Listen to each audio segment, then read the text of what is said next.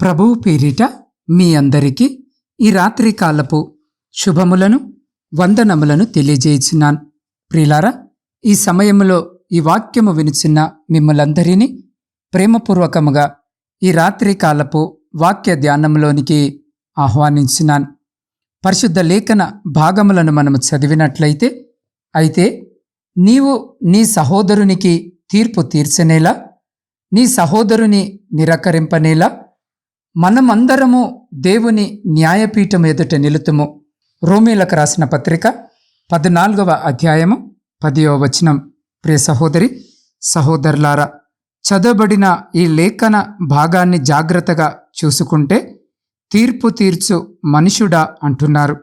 ప్రియులారా, ఇతరులకు తీర్పు తీర్చడం ద్వారా తమకు మంచి చెడులు తెలుసు అని మనుషులు కనబరుచుకుంటారు. మనలో చాలామంది అలా చేస్తారు. నీకు ఇతరులు చేసేది తప్పుగా కనిపిస్తే ఇప్పుడు అది నీవు తీర్పు తీర్చితే అది నీవు కూడా చేస్తున్నావు, అది నీలో కూడా తప్పే. కనుక వారికి తీర్పు తీర్చడము ద్వారా మనకు మనమే తీర్పు తీర్చుకుంటున్నాం. అందుకే యేసు క్రీస్తు ప్రభులవారు సెలవిచ్చిన మాట, అయితే నీవు నీ సహోదరునికి తీర్పు తీర్చనేలా, నీ సహోదరుని నిరాకరింపనేలా, మనమందరము దేవుని న్యాయపీఠం ఎదుట నిలుతుము. ప్రియులారా, లక్షల కొలది ప్రజలను చంపివేసిన హిట్లర్ గురించి ఒక ఆయన చెప్పినప్పుడు, హిట్లర్ని నరకములో వేయకముందు ఇంకా నరకాన్ని చాలా రేట్లు వేడి చేయాలి అన్నారంట. అనగా ఆయనకి ఇవ్వవలసిన శిక్ష నరకము కంటే ఇంకా కఠినమైనదిగా ఉండవలసినది అన్నది ఆయన యొక్క మాట. కానీ పరిశుద్ధ లేఖన భాగము సెలవిస్తున్నది ఏమిటి? నీవు ఎవరిని కూడా తీర్పు తీర్చవద్దు, ఎందుకంటే అందరూ క్రీస్తు కృపాసనం ముందు నిలబడవలసి ఉంది. కాబట్టి నీవు పాపిగా తల వంచుతున్న వాడు మాత్రమే కాక నీవు కూడా లెక్క అప్పజెప్పవలసిన వాడిగా నిలబడవలసి ఉంది. కాబట్టి ఎవరిని కూడా నేరస్తులుగా తీర్పు తీర్చుటకు ముందు ఉండకండి. ఇది మన పని కూడా కాదు.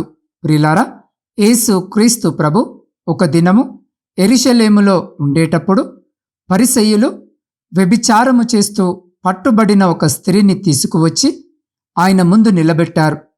వాళ్ళందరూ ఆమెపై రాళ్ళు రువ్వి చంపాలి అని సిద్ధముగా నిలబడి ఉండేటప్పుడు, మీలో పాపము లేనివాడు మొట్టమొదట రాయి వేయండి అని అన్నారు.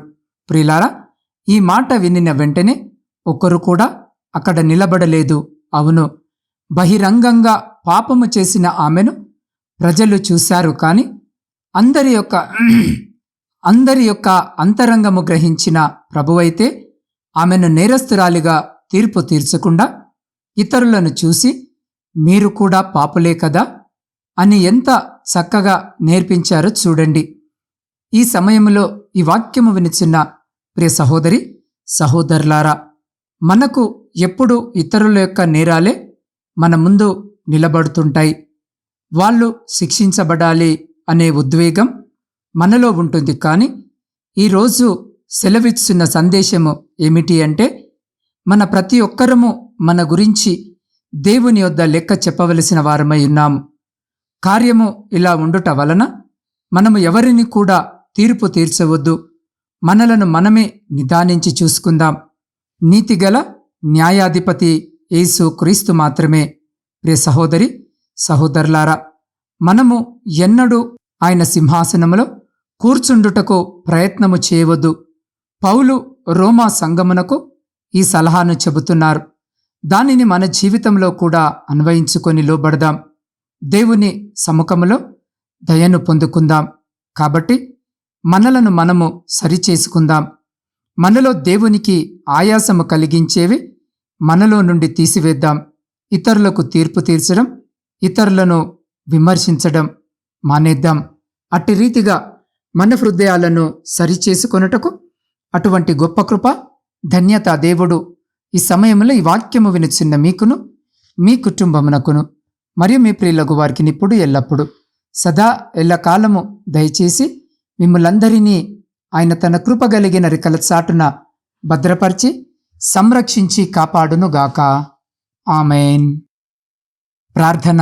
సర్వకృపలకు ఆధారభూతుడవైన ప్రియ పరలోకమందున్న పరమతండ్రి, మీ ఘనమైన నామమునకు స్తుతులు, స్తోత్రాలు, వందనాలు. ప్రభువా, గడిచిన దినమంతా మా పనులలోనూ ప్రయాణాలలోనూ మీరు మాకు తోడుగా ఉండి ఈ క్షణము వరకు మమ్మలందరినీ మీ శక్తి కలిగిన రెక్కల చాటున సురక్షితముగా భద్రపరిచిన విధానానికే కృతజ్ఞత వందనములను తెలియజేయుచున్నాం. దేవ, వినిన వాక్యాన్ని బట్టి వందనాలు. మేమును ఇతరులకు తీర్పు తీర్చే వారముగా ఉండకుండా మీ వాక్య ప్రకారమైన జీవితాన్ని జీవించుటకు అటువంటి మంచి హృదయం మాలో ప్రతి బిడ్డకు దయచేయమని వేడుకొనిచున్నాం. మా కోరికలు న్యాయముగా ఉండుటకు ఈ లోక సంబంధమైన ఆశలు, ఆకర్షణల నుండి మమ్మల్ని దూరపరచండి. ప్రభువా, మీకిష్టులుగా మేము జీవించేలా మమ్మల్ని ఆశీర్వదించమని వేడుకొనిచున్నాం. దేవా, మీకిష్టమైన జీవితము కొనసాగించేలా, దేవా, మా ఆలోచన విధానము మీ ఎదుట సరి అయినదిగా ఉండుటకు, మా తలంపులు పరిశుద్ధముగా ఉండుటకు ప్రతిదినము మీ పరిశుద్ధ వాక్యము చేత మా హృదయమును, మా జీవితాలను శుద్ధి చేయమని వేడుకొనిచున్నాం. దేవా, అపవాది ఆకర్షణల నుండి మమ్మల్ని విడిపించి ఆత్మీయ సంబంధమైన ఆశీర్వాదాలతో నింపుమని మీ పాద సన్నిధిలో వేడుకొనిచున్నాం. దేవా, ఈ సమయంలో ప్రయాణాలు చేస్తున్న ప్రతి బిడ్డని జ్ఞాపకము చేసుకొని క్షేమకరమైన ప్రయాణము దయచేయమని వేడుకొనిచున్నాం. శారీరక మానసిక బలహీనతలతో బాధపడుతున్న బిడ్డల్ని ముట్టి స్వస్థపరచండి. పరీక్షల కొరకు సిద్ధపడుతున్న బిడ్డల్ని మీ జ్ఞానము చేత నింపండి. ఉద్యోగాల కొరకు ఎదురు చూస్తున్న ప్రతి బిడ్డకు ఉద్యోగము దయచేయమని వేడుకొనిచున్నాం. దేవ, కుటుంబ పోషణకు దూర దేశాలకు వెళ్ళిన ప్రతి బిడ్డను, వారి కుటుంబాలను మీ కృపలో భద్రపరచండి. సైన్యంలో ఉండి దేశాన్ని కాపాడుతున్న ప్రతి సైనికుని చుట్టూ మీ కంచె వేసి వారిని, వారి కుటుంబాలను మీ కృపలో భద్రపరచమని వేడుకొనిచున్నాం. వివాహాలు జరిగి సంవత్సరాలు గడుస్తున్నా సంతానం లేక మీ వైపు మీ సహాయం కొరకు చూస్తున్న ప్రతి గర్భాన్ని ఈ రాత్రి తెరువమని వేడుకొనిచున్నాం. ఆర్థిక సమస్యల ద్వారా బాధపడుతున్న ప్రతి బిడ్డ జీవితంలో నుండి ప్రతి ఆర్థిక సమస్యను తీసివేయమని వేడుకొనిచున్నాం. దేవ, మీ సేవకులను, సేవకురాండ్రను, వారి కుటుంబాలను, వారి పరిచర్య అంతటిని ఆశీర్వదించమని వేడుకొనిచున్నాం. దేవ, వృద్ధుల కొరకును, వితంతుల కొరకును, శ్రమలను అనుభవించిన ప్రతి బిడ్డ కొరకు ప్రార్థిస్తున్నాం. దేవ, ఈ రాత్రి బిడ్డలందరినీ జ్ఞాపకం చేసుకొని మీ కృపలో భద్రపరచమని వేడుకొంచున్నాం. దేవ, వివాహాల కొరకు సిద్ధపడుతున్న బిడ్డలందరినీ జ్ఞాపకం చేసుకోండి. ప్రాముఖ్యముగా వివాహాలు జరగక మీ సహాయం కొరకు చూస్తున్న ప్రతి బిడ్డకు కావలసిన సహాయము దయచేయమని వేడుకొనిచున్నాం. దేవ, నూతన గృహాల కొరకు ఆశ కలిగిన ప్రతి బిడ్డకు నూతన గృహాన్ని దయచేయమని వేడుకొనిచున్నాం. వ్యవసాయదారులను జ్ఞాపకం చేసుకోండి. వారు చేస్తున్న వ్యవసాయాన్ని ఆశీర్వదించండి.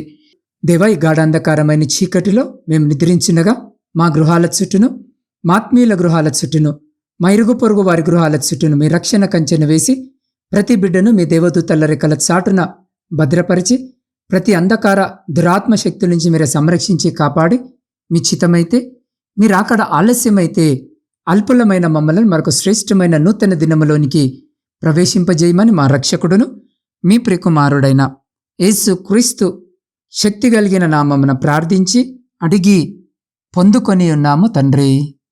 ఆమేన్.